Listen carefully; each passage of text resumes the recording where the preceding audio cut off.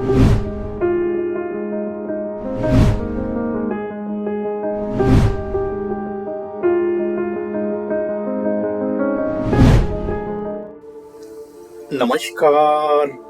क्रांति वेलनेस प्रस्तुत निरामय स्वास्थ्य का प्राकृतिक राजमार्ग, यह ऑडियो बुक में आप सभी का स्वागत है।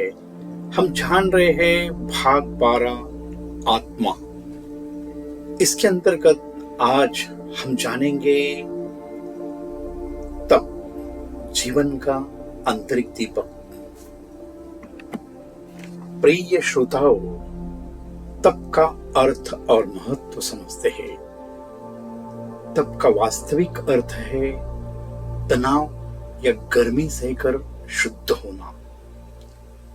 जैसे सोना अग्नि से तपकर शुद्ध और तेजस्वी बनता है, वैसे ही मनुष्य तपस्या से भीतरी के विकारों को जला देता है। यह केवल धार्मिक कर्मकांड नहीं, बल्कि जीव विज्ञान और आत्मविज्ञान दोनों का संगम है। आज भी विज्ञान भी मानता है कि उपवास और संयम शरीर में ऑटोफेजी क्रिया को सक्रिय करते हैं। यही प्रक्रिया शरीर को मृत और बीमार कोशिकाओं को नष्ट कर नई ऊर्जा और कोशिकाओं का निर्माण करती है। यह जीवन 8 तत्वों का सार है। क्रांति वेलनेस की योगिक जीवन शैली के 8 तत्व है। नंबर 1, क्रांति, नकारात्मक सोच बदलकर आत्मकल्याण की दिशा। समर्पण, जीवन को परम सत्ता को अर्पित करना। तप, हर दिन 6 घंटा निर्जला लंघन। सेवा, निस्वार्थ भाव से मानव और ईश्वर की सेवा। आत्मनिर्भरता, अपनी सेवा स्वयं करना। अवधारणा, दूसरे के दोषों से मुक्त होना। नंबर 7, स्वीकार, हर घटना को ईश्वर का विधान मानकर स्वीकारना। नंबर 8, वर्तमान में जागरूकता, हर पल सजग रहना। यदि ये 8 तत्व अपनाए जाए तो व्यक्ति, शरीर, मन, बुद्धि और आत्मा हर स्तर पर क्रांति ला सकता है। मित्रों, क्रांति वेलनेस में निर्जला लंघन तप मतलब फास्टिंग मेडिटेशंस को बहुत महत्व दिया गया है।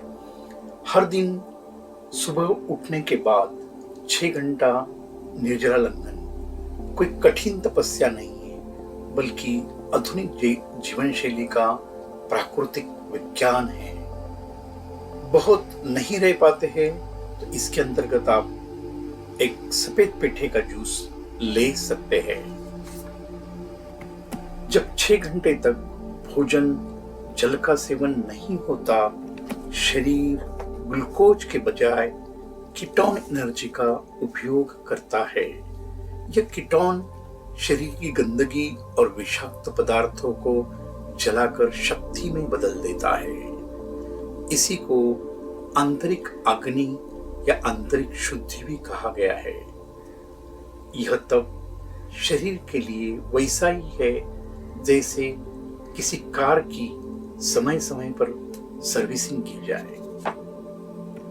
श्रोताओं, जानते हैं सेवा और तप का गहरा संबंध। बिना सेवा तप अधूरा है। जब व्यक्ति त्याग और संयम को मानव सेवा ही ईश्वर सेवा से जोड़ता है, तभी उसका तप जीवंत हो उठता है। सेवा स्वार्थ से परे जीवन जीने की कला है और तप आत्मा को शुद्ध करने की विधि है। आधुनिक विज्ञान और प्राचीनतम, विश्व भर में शोध हो रहे हैं।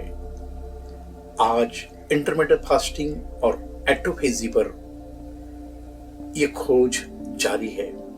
जापान के वैज्ञानिक योशिनोरी ओमी को नोबेल पुरस्कार मिला क्योंकि उन्होंने सिद्ध किया कि उपवास शरीर को बीमारियों से बचाता है और कोशिकाओं को नया बनाता है। हमारे ऋषि मुनियों ने हजारों साल पहले कहा था, उपवास सर्व रोग हारम, अर्थात उपवास सभी रोगों का नाशक है। मित्रों, जानते हैं तप के लाभ।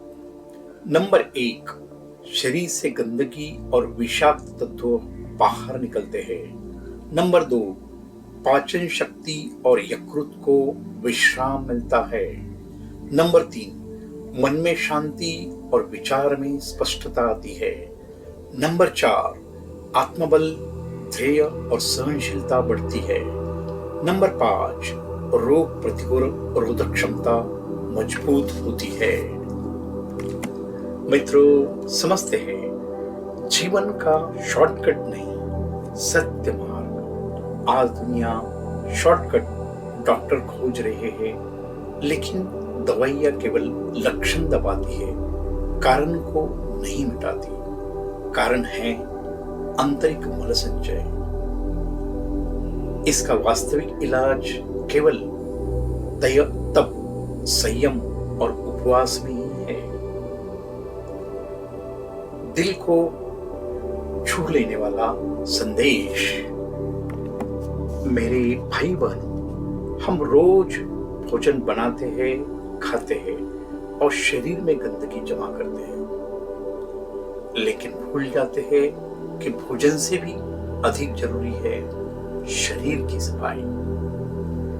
यदि मनुष्य नियमित रूप से तप और उपवास अपनाए तो उसका शरीर रोग मुक्त होगा, मन शांत होगा और आत्मा प्रफुल्लित होगी।